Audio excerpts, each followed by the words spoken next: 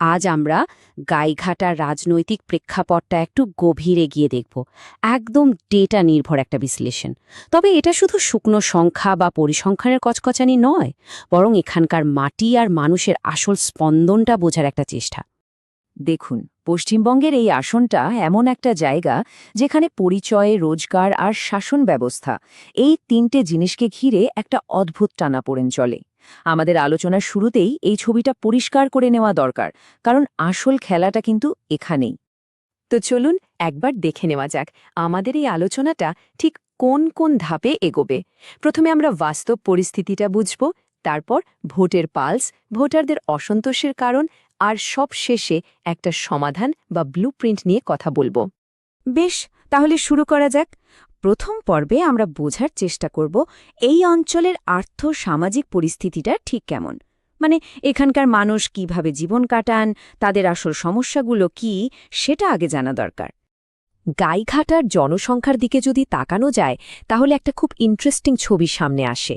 এখানকার ৯৩% বেশি হিন্দু আর প্রায় ৬.৫% মুসলিম। কিন্তু সবচেয়ে বড় কথা হলো মোট জনসংখ্যার প্রায় অর্ধেক, মানে ৪৯%ই তপশিলি জাতিভুক্ত। আর এর মধ্যে মতুয়া সম্প্রদায়ের একটা বিশাল প্রভাব আছে। এই অঙ্কটাই কিন্তু গাইঘাটার রাজনীতির মূল চালিকা শক্তি। এখানকার অর্থনৈতিক পরিস্থিতিটা বেশ কঠিন।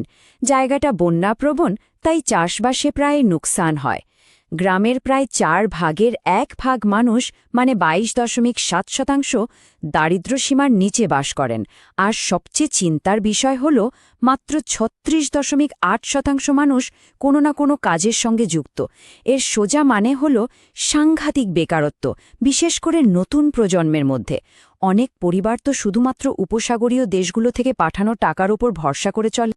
আচ্ছা, এবার আসা যাক ভোটের অঙ্কে। চলুন এখন ইলেকশনের ডেটাগুলো একটু দেখি।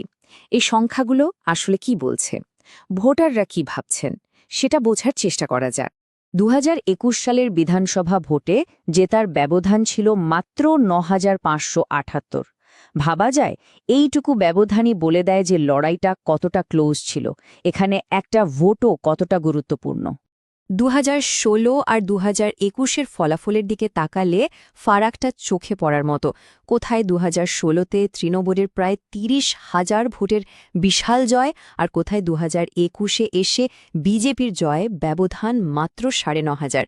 এই ডেটা থেকেই পরিষ্কার বোঝা যায় কিভাবে বিজেপির উত্থান হয়েছে আর এখানকার রাজনৈতিক সমীকরণটা পুরোপুরি বদলে গেছে। এই ডেটাগুলো নিয়ে কথা বলার সময় একটা বিষয় মাথায় রাখা খুব দরকার।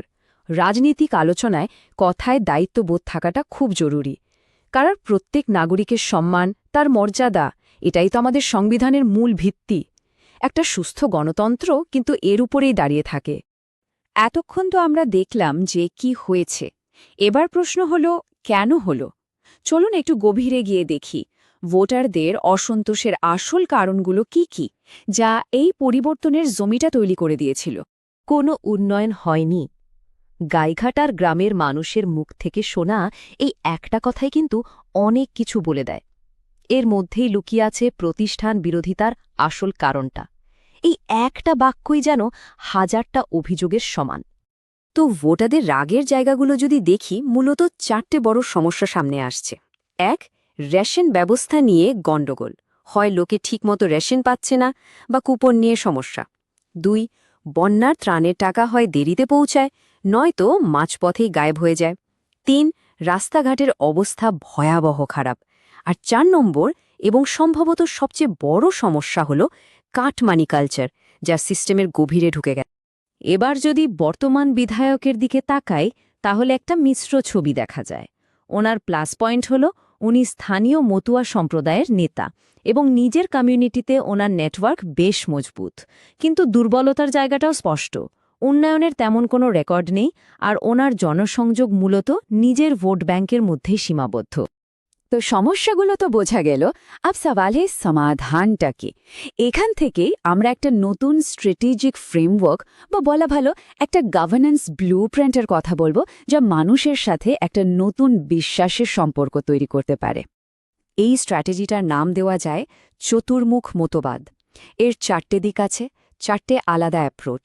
শিবের মতো দুর্নীতির বিরুদ্ধে অ্যাটাকিং হতে হবে, বিষ্ণুর মতো আইন শৃঙ্খলা আর স্থিতিশীলতার আশ্বাস দিতে হবে, ব্রহ্মার মতো নতুন চাকরি আর নতুন সমাধানের রাস্তা তৈরি করতে হবে, আর দুর্গার মতো নারী ও মথুয়া সম্প্রদায়ের সুরক্ষার প্রতীক হয়ে উঠতে হবে। আর এই স্ট্র্যাটেজির ভিত্তি হল কয়েকটা বড় কংক্রিট ডেভেলপমেন্টের প্রতিশ্রুতি, যেমন NH34 চওড়া হলে যাতায়াতের সময় কমবে প্রায় 30%, বন্যা আটকাতে পারলে ৫,০০০ একর চাষের জমি বাঁচবে, আর একটা স্কিল পার্ক তৈরি হলে প্রায় ১,০০০ খানেক স্থানীয় ছেলেমেয়ের চাকরি হবে। প্ল্যান তো বানানো হলো, কিন্তু আসল চ্যালেঞ্জ তো সেটাকে মাটিতে নামানো, তাই না? তো চলুন দেখি এই ব্লুপ্রিন্টটাকে বাস্তবে রূপ দেওয়ার জন্য ঠিক কি করতে হবে। ভোটে জেতার জন্য কয়েকটা নির্দিষ্ট সেগমেন্টের কাছে পৌঁছানোটা খুব জরুরি, যেমন মতুয়া ভোট, যা এখানকার রাজনীতির একটা বড় ফ্যাক্টর, তারপর মহিলা ভোট, যুব সমাজের ভোট, আর মাহিষ্য বা ওবিসি ভোট। প্রত্যেকটা গোষ্ঠীর জন্য আলাদা করে ভাবতে হবে। আর প্রত্যেক গোষ্ঠীর জন্য মেসেজটাও কিন্তু আলাদা হতে হবে। যেমন যুবকদের জন্য কথা বলতে হবে চাকরি আর স্কিল ডেভেলপমেন্ট নিয়ে, মহিলাদের কাছে পৌঁছাতে হবে বাড়ি, রান্নার গ্যাস আর সুরক্ষার কথা বলে, মতুয়া সম্প্রদায়ের কাছে CAA আর তাদের ঐতিহ্যের বার্তাটাই সবচেয়ে গুরুত্বপূর্ণ, আর কৃষকদের চাই বন্যা ত্রাণ আর কৃষিকাজের নিশ্চয়তা। কিন্তু দেখুন, স্ট্র্যাটেজি যতই ভালো হোক না কেন, সেটাকে কার্যকর করার জন্য একটা মজবুত সংগঠন লাগে, আর এখানেই একটা বড় দুর্বলতা দেখা যাচ্ছে। মাঠে নেমে কাজ করার ক্ষেত্রে, অর্থাৎ এক্সিকিউশনে, বেশ কিছু খামতি আছে। এই সাংগঠনিক দুর্বলতাটা না সারালে জেতা মুশকিল। আমাদের আলোচনার প্রায় শেষের দিকে এসে এবার একটু ট্যাকটিক্সের বাইরে গিয়ে লিডারশিপের বড় ছবিটা নিয়ে কথা বলা যাক। কারণ দিন শেষে রাজনীতিটা শুধু জেতার জন্য নয়, এটা একটা ভরসা বা বিশ্বাসের সম্পর্ক তৈরির ব্যাপার। এই যে আমরা ডেটার কথা বলছি, ভোটারদের কাছে পৌঁছানোর কথা বলছি, এখানেও একটা বড় দায়িত্বের প্রশ্ন আছে। আধুনিক রাজনীতিতে ডেটার ব্যবহার করতেই হবে, কিন্তু ভারতে ডিপি ফ্রেমওয়ার্কের সম্মান করে, মানুষের প্রাইভেসি এবং সম্মতির খেয়াল রেখে। আসল কথা হলো টেকনোলজি মানুষের ভালোর জন্য, উল্টোটা নয়। তাহলে শেষ প্রশ্নটা এটাই দাঁড়ায়, একটা জনাদেশ বা জনগণের রায়ের আসল মানেটা কি?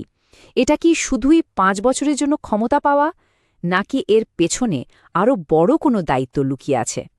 এগিয়ে যাওয়ার রাস্তাটা কিন্তু খুব পরিষ্কার। মানুষের আসল সমস্যাগুলো সমাধান করতে হবে, একটা নকশা মেনে উন্নয়ন করতে হবে, আর সবচেয়ে বড় কথা, বিশ্বাসটা আবার ফিরিয়ে আনতে হবে। তাই এটা শুধু একটা নির্বাচন জেতার লড়াই নয়, এটা সুশাসনের প্রতি একটা অঙ্গীকারের লড়াই।